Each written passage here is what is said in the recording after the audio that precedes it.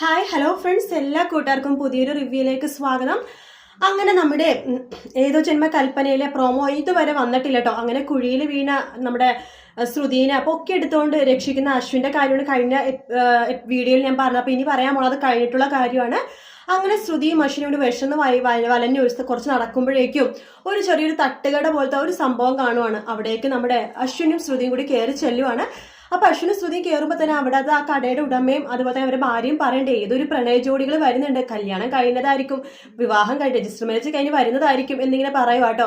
വാ വാ വാ എന്നിങ്ങനെ പറയാണ്. നിങ്ങളുടെ രജിസ്റ്റർ മാരേജ് കഴിഞ്ഞോ അതോ പ്രണയ ജോഡികളാണോ എന്ന് പറയുമ്പോൾ അശ്വിനും ശ്രുതിയും വായ പൊളിച്ചിരിക്കുക കേട്ടോ. അതിനുശേഷം പറയണതേ ഇന്ന് എന്റെ ഞങ്ങളുടെ വെഡിങ് ആനിവേഴ്സറി ആണ്, അതുകൊണ്ട് ഇവിടുത്തെ ഫുഡ് എല്ലാം ഫ്രീ ആണ്, ഭർത്താവിനോട് ചമ്മണ്ടാന്ന് പറ, വയർ നിറച്ച് ഭക്ഷണം കഴിക്കാൻ പറ എന്ന് പറയുമ്പോൾ ശ്രുതിക്ക് ചിരി വരാട്ടോ. ശ്രുതി പൊട്ടിച്ചിരിക്കുമ്പോൾ വായിൽ വെള്ളം ഉണ്ടാവും, അത് അശ്വിന്റെ മേത്തേക്ക് വീഴുവാണ്.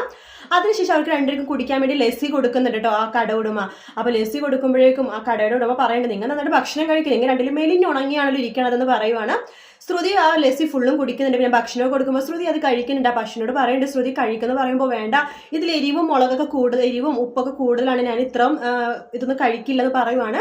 നിങ്ങളൊന്നും കഴിച്ചില്ലല്ലോ ഇതുവരെയായിട്ട്, ഇന്നലെ തലകറങ്ങിയൊക്കെ വീണതല്ലേ, അതുകൊണ്ട് നിങ്ങൾ ഭക്ഷണം കഴിക്കുന്ന പറയുകയാണ്. അപ്പൊ അശ്വിൻ ആ ലസ്സി എടുത്ത് കുടിക്കും കേട്ടോ. അപ്പൊ ചുണ്ടിന്റെ പൊക്കത്തൊക്കെ ഇങ്ങനെ ലസ്സി ഉണ്ടാവും. ലസ്സി എന്ന് ഉദ്ദേശിച്ചത് മോരാണ്. അപ്പൊ ചുണ്ടിന്റെ മുകളിലൊക്കെ മോരാവും. ആ സമയത്ത് കടയുടമ പറയുന്നുണ്ട് മോളുടെ ഭർത്താവല്ലേ, അല്ലെങ്കിൽ ഭർത്താവ് ആവാൻ പോകുന്ന ആളല്ലേ, അയാളുടെ ചുണ്ടിന്റെ മുകളിലൊക്കെ മോരിരിക്കണ കണ്ടില്ല, അത് തുടച്ചു കൊടുക്കുന്ന പറയാണ്. അങ്ങനെ ശ്രുതിനെ കൊണ്ട് അശ്വിന്റെ ചുണ്ടൊക്കെ കൈവച്ച് തുടപ്പിക്കുന്നുണ്ട് കേട്ടോ. നല്ല റൊമാൻറ്റിക് സീനാണത്. അതിനുശേഷം നമ്മുടെ അശ്വിൻ അവിടെ നിന്ന് പോകാൻ വേണ്ടിയൊക്കെ റെഡി ആവുന്നുണ്ട്. ആ സമയത്ത് ശ്രുതി പറഞ്ഞിട്ട് പോവല്ലേ, നിങ്ങൾക്ക് വയ്യാത്തല്ലേ, നീ എന്റെ കാര്യം അന്വേഷിക്കണ്ട എന്ന് അശ്വിൻ പറയുമ്പോൾ ഞാൻ നിങ്ങളുടെ കാര്യം അന്വേഷിക്കും, കാരണം നിങ്ങൾക്ക് വയ്യാത്തയാണ്, അതുകൊണ്ട് ഞാൻ അന്വേഷിക്കും എന്ന് പറയുകയാണ്. ശ്രുതിയുടെ ആ കെയറിങ് അശ്വിന് ഇഷ്ടപ്പെടുന്നു കേട്ടോ.